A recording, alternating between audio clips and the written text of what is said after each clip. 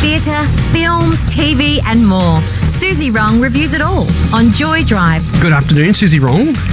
I've got a question for you, Warren. What have you got for me? Have you ever, in a moment of intimacy, experienced someone ever calling you daddy? Oh.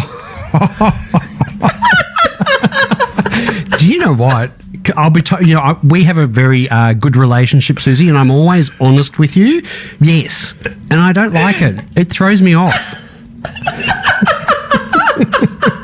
So did it come out of the blue like without you prompting? Yeah, it's come out a few times, and someone said, call me son. I said, I can't do that. It killed it for me. Can you please leave? There's the door. No, Daddy, where did it come from? In fact, I was with, I was working out the other day, and I put on my glasses because I have reading glasses, and I was wearing them in the gym, and someone comes over and goes, "Oh my God, Daddy!" And I went, "What?"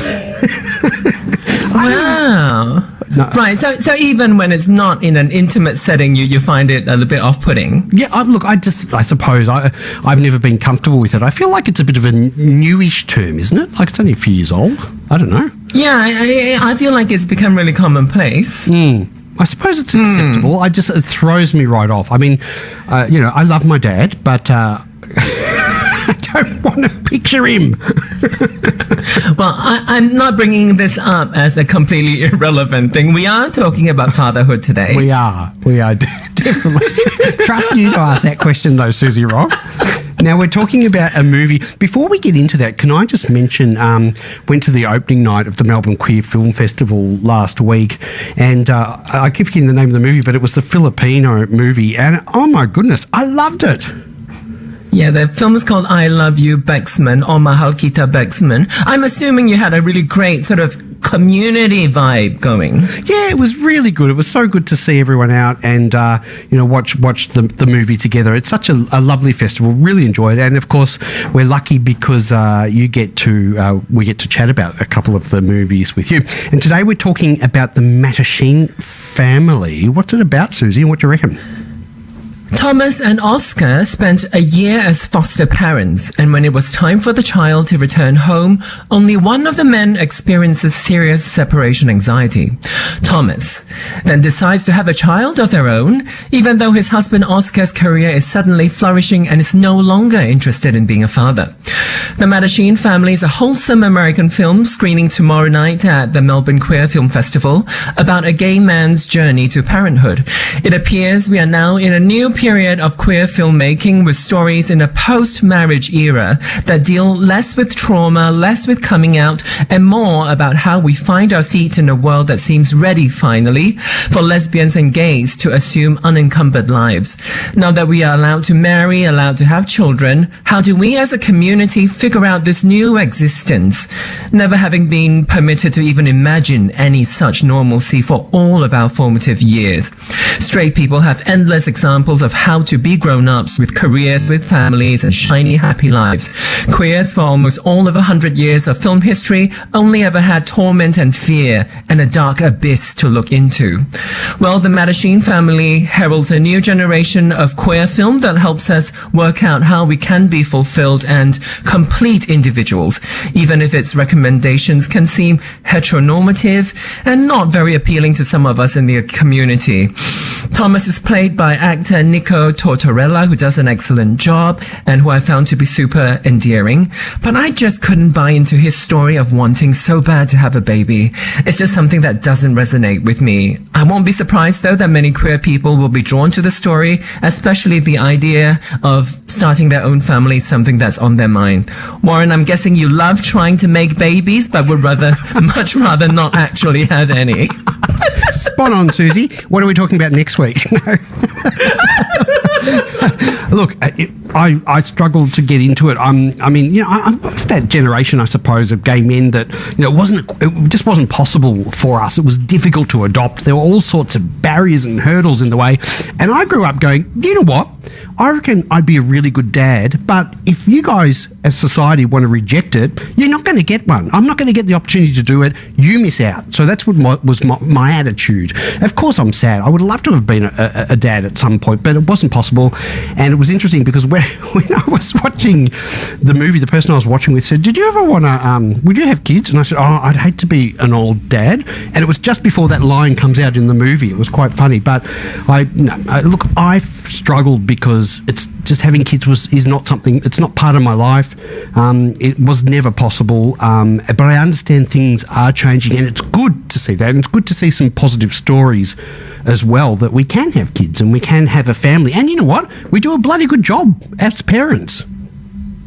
Do you remember coming to terms with that? Because you did mention that you were a little bit sad, kind of realizing that you're never going to be a parent. Was there a point where you sort of came to peace, came to a place of acceptance? Yeah, I was really sad, I reckon, for a few years about it. I was really, really upset about it and sad. And then I just thought, oh, well, that doesn't matter. I get to be myself. And it just cleared, and now I'm okay with it, you know. And I have kids in my life. They're just not my own kids. So I'm very lucky in that way. But, so, you know, when I was watching the movie, The MATTACHINE Family, the thing that stood out for me was not so much the kids and this desire to have a kid. It was more about the relationship that the two guys had. And I found, you know, something that I guess I've learned, it's important to be yourself in a relationship. And I don't know what you're like in relationships, Suzy, but I was always one of those codependent people, you know, that, you know, and I'd mould myself into whatever the other person wanted me to be because I was so scared of being by myself. And in this movie, you see that kind of happening. You know, both of them are going in different trajectories because one of them wants the kid and the other one doesn't necessarily want the kid. And I was more focused on that. And I thought, you know, what happens in relationships when we do grow apart and we do become different people, and you know, we don't necessarily want to mould ourselves to be what the other person wants anymore.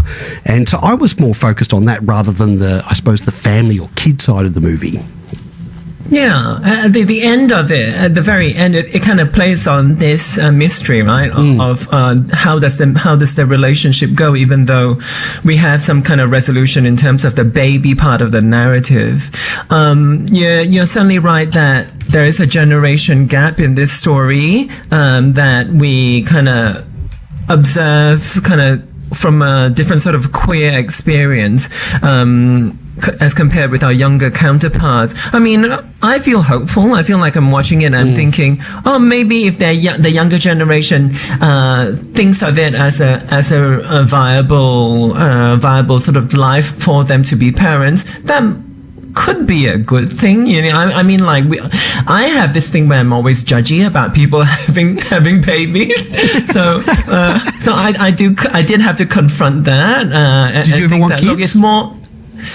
I didn't want kids when I was very young, and I think when I was in my mid-20s, I had a tattoo of a baby put on my shoulder, and that kind of closed the door for me coming to this understanding that, you know, it's not going to happen to me, and I think what's happened at that moment was that I have shut the door so tight that I've gone a little bit extremist in my views about this, and then every few years confronted by something like, oh, my brother having a child and me having to think, right, look, this is the problems are more about me than about him. Like, I should be very happy for him, and it's been great. The child is now 9 years old and has brought immeasurable joy to his life, which I'm very grateful for.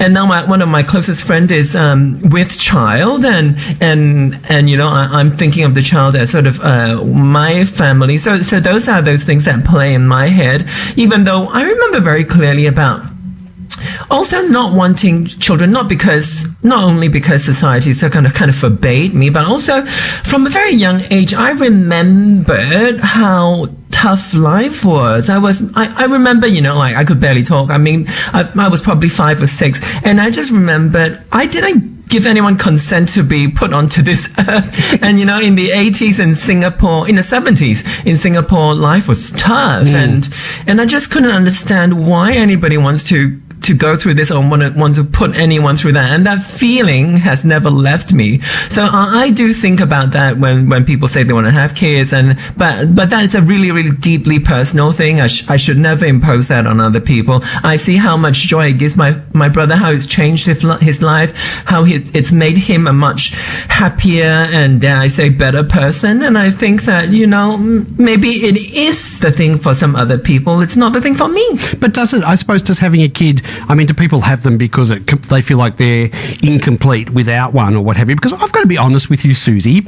If I was, in my 20s and I was thinking about it now, I would ask the question, and I don't know if this is right or wrong and you can judge me, but I would ask the question, do I want to bring a kid in to a world that, there's climate change happening, who's going to take resources and will have to deal with this problem. And look, I might come out and go, yeah, you know what, I would because of whatever reason, but it is a question that I would ask, definitely.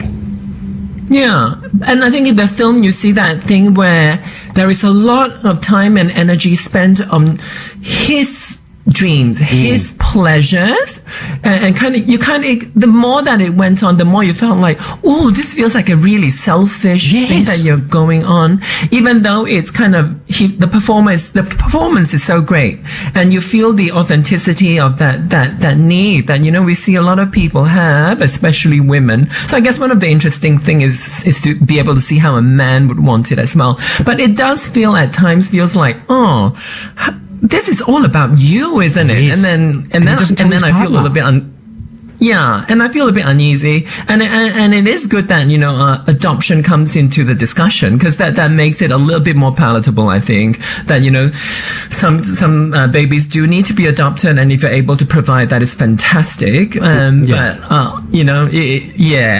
It's a very sensitive discussion. Look, I think adoption would be something that I would like, because I feel like there are so many kids that need the support of a loving family, and that appeals to me more than necessarily having to have my biological own. But and fostering as well is another option where you can help kids, and I'd be open to that, to be honest with you. But it's I'm not saying it's too late, but it's just my life's too busy now, and if I had kids in my life, I couldn't do half the things that I get up to, Suzy. Yeah, I think not every person has that capacity to fill their lives up, especially when you're queer and so much has been taken away from you. We kind of, we have been shunned in these ways, and one of the ways is family, and then, and that leaves many of us a little bit empty, and then we have had to rely on our own sort of resources and our own capabilities to sort of create full lives out of not having family. But I'm sure there are people that continue to feel like something's lacking, and and I completely understand that they think that they need to fill the void, with religion, with family, whatever. We try not to judge. Suzy, I would love to see you. I'd love to set this up with a picnic somewhere full of kids and you in the centre of it, having to entertain them all. When I've had to entertain my niece when I go back on holidays in Singapore, I found that it was easy for me. I found that I just had to treat her like any other person. I don't understand when people kind of turn into someone else when they're with children. I don't feel like I have had to, and I actually don't feel like the child expects you to turn into something else. They understand that you're not a child, and the few moments I've had with my niece, once a year essentially, it's always been lovely, and it's always been something I'm very grateful for, and it's not difficult, and granted, it's very different from living with a child 24/7 sort of thing. But my experience has been that maybe it's not as hard as you'd think in a picnic environment. Not like bringing one up. Suzy, and I suppose the other thing is too with your niece in Singapore is you are going to have an amazing impact on your niece that she wouldn't be exposed to either. So let's not forget that the relationship is two-way. Yeah. I often think about like how she interprets these things that we don't talk about. You always think that the kids are too young. These are all these things that you don't talk about. But obviously she observes. Why does my auntie lived overseas. Why is she so cool? She's sort of cool. Why has she put this distance between us? That's one of those things. And also, she is starting to come to understand queerness. I gave her a little picture book that features RuPaul. I thought was cute. And then she told my brother, I think Auntie Suzy's trying to tell me something about herself. Which is sort of true. Like we are in the LGBT family, but I was also like, oh, please tell her I'm not RuPaul. It's not the same thing. So I've got to look for probably a more appropriate book if that's what she's trying to decipher in my gift giving. But the thing is, you've exposed a child to RuPaul in Singapore. I mean, that child is going to grow up and be very open to all sorts of things, and I think that's great. It works by osmosis, Suzy. Yeah, I've always given her books since before she was born, and I've always been very careful to give her feminist books. That was one of my things, because I worry about how women girls are brought up in Singapore, the kind of very rigid gender roles that they are sort of being indoctrinated with. So my brother isn't like that, but I know when you are sort of living in society, you don't even know when you are doing things that they're probably not the best. So I've I built her a feminist library that hopefully she will have access to when she needs it. And she's going to grow into a very powerful woman because of Suzy Wrong, just like all of us. Yeah, and she's being sent to learn martial arts and things, and that's what my brother's like, and that's great. I'm really proud of that. Fantastic. Suzy, the film of the movie is called The MATTACHINE Family. On tomorrow night, did you say, as part of the Melbourne Queer Film Festival? Go and see it. That's right. As well as many other films. Are we resuming normal programming next week? That's right. Next week, we're talking about a new Australian comedy that opens at the cinemas this Thursday. A Savage Christmas is here for the silly season, featuring not one but two trans characters going home for the holidays. So let's check it out, and we'll talk about A Savage Christmas when I see you next Tuesday. Thank you, Suzy. And I've got to say, I've seen the trailer, and it looks absolutely hilarious. So we'll catch Suzy Wrong next Tuesday. You're on Joy Drive.